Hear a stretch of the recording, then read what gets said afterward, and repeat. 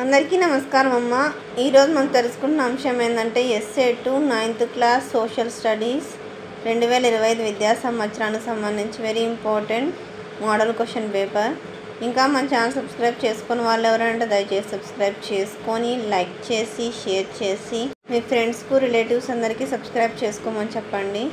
నా ఛానల్ని సబ్స్క్రైబ్ చేసుకొని ప్రత్యక్షంగా పరోక్షంగా సపోర్ట్ చేస్తున్న వాళ్ళందరికీ పేరు పేరున ప్రత్యేకమైన హృదయపూర్వక ధన్యవాదాలు. మీ ప్రేమ ఆదరాభిమానాలు ఆప్యాయతానురాగాలు నా మీద మన ఈ ఛానల్ మీద ఎప్పటికీ లాగానే ఉండాలని మనస్ఫూర్తి కోరుకుంటున్నానమ్మా. ఒకవేళ అక్షరాలు కన్నా క్లియర్ కనిపించకపోతే నెట్ క్వాలిటీ పెంచుకొని స్క్రీన్ షాట్స్ తీసుకోండి. ఎక్కడికక్కడ స్క్రీన్ షాట్స్ తీసుకోండి. ఎటువంటి వీడియోస్ కావాలని నాకు కామెంట్ సెక్షన్లో తెలియజేస్తే అటువంటి వీడియోస్ని మీకు అప్లోడ్ చేస్తాను. కొంచెం ఆలస్యమైనా కానీ ఖచ్చితంగా అంటే మీకు కావాల్సిన ఇన్ఫర్మేషన్ నేను చేరవేస్తాను. దానికి మీరు చేయవలసిందంతా ఒకటే ఏంటంటే ఇంకా మన ఛానల్ సబ్స్క్రైబ్ చేసుకొని వాళ్ళు ఎవరైనా దయచేసి సబ్స్క్రైబ్ చేసుకొని షేర్ చేసి మీ ఫ్రెండ్స్కు రిలేటివ్స్ అందరికీ సబ్స్క్రైబ్ చేసుకోమని చెప్పండి. నా ఛానల్ని సబ్స్క్రైబ్ చేసుకొని ప్రత్యక్షంగా పరోక్షంగా సపోర్ట్ చేస్తున్న వాళ్ళందరికీ పేరు పేరున ప్రత్యేకమైన హృదయపూర్వక ధన్యవాదాలు. ఎక్కడికక్కడ స్క్రీన్ షాట్స్ తీసుకోనిమా.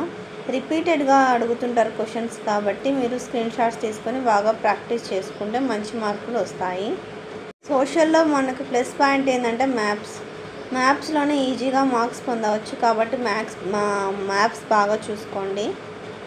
ఇంకా మన ఛానల్ సబ్స్క్రైబ్ చేసుకొని వాళ్ళు ఎవరైనా దయచేసి సబ్స్క్రైబ్ చేసుకొని లైక్ చేసి షేర్ చేసి మీ ఫ్రెండ్స్కు రిలేటివ్స్ అందరికీ సబ్స్క్రైబ్ చేసుకోమని చెప్పండి. నా ఛానల్ని సబ్స్క్రైబ్ చేసుకొని ప్రత్యక్షంగా పరోక్షంగా సపోర్ట్ చేస్తున్న వాళ్ళందరికీ పేరు పేరున ప్రత్యేకమైన హృదయపూర్వక ధన్యవాదాలు. ఇది గ్రాఫ్ ఇచ్చినాడు. గ్రాఫ్ స్క్రీన్ షాట్స్ తీసుకోండి మా. దీనికి సంబంధించి కింద క్వశ్చన్స్ ఇస్తాడు మనకి. అర్థమవుతుందా? బార్ గ్రాఫ్ ఇది. షెడ్యూల్ కులాల పేదరిక శాతం ఎంత? అత్యధిక పేద శాతం ఉన్న వర్గం ఏది? పేదరిక నిర్మూలన కోసం ప్రభుత్వం అమలు చేస్తున్న ఏవైనా 2 కార్యక్రమాలు రాయండి. భారతదేశానికి పెద్ద తీర ప్రాంతం ఉంది, అది ప్రయోజనకరంగా ఉంది, వివరించండి. తర్వాత పెద్ద క్వశ్చన్స్ 8 మార్క్స్ క్వశ్చన్స్.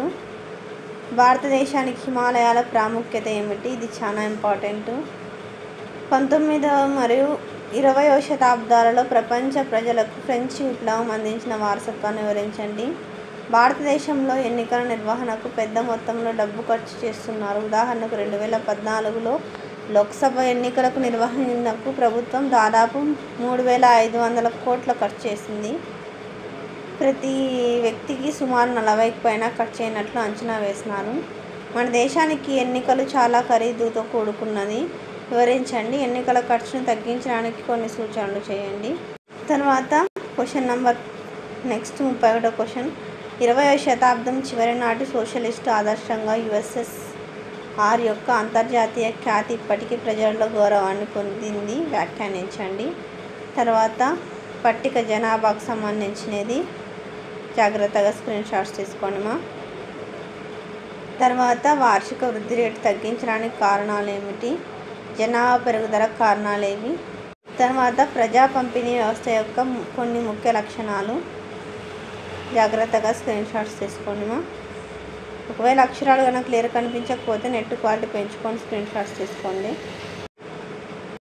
ఎక్కడికక్కడ స్క్రీన్ షాట్స్ తీసుకోండి. గోధుమ బియ్యం దారిద్ర్య రేఖకు దిగువ ఉన్న ఏపీఎల్ దారిద్ర్య రేఖకు ఎగువన, బీపీఎల్ అంటే దారిద్ర్య రేఖకు దిగువన, ఏపీఎల్ అంటే దారిద్ర్య రేఖకు ఎగువన. పేదలు కాని వారి కోసం భేదాత్మక ధరల విధానాన్ని ఏ పథకం ద్వారా ప్రవేశపెట్టారు? సీనియర్ సిటిజన్స్ కోసం ప్రత్యేకించబడిన పథకం ఏది? 2013లో ప్రారంభించబడిన పథకం ఏది?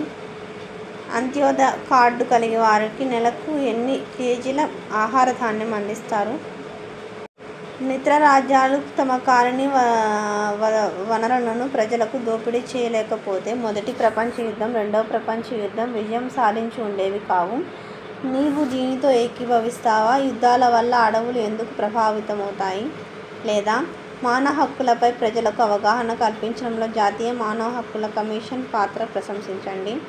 33వ క్వశ్చన్ నంబరు. భారతదేశ అవుట్లైన్ పటంలో క్రింది వాటిని గుర్తించాము.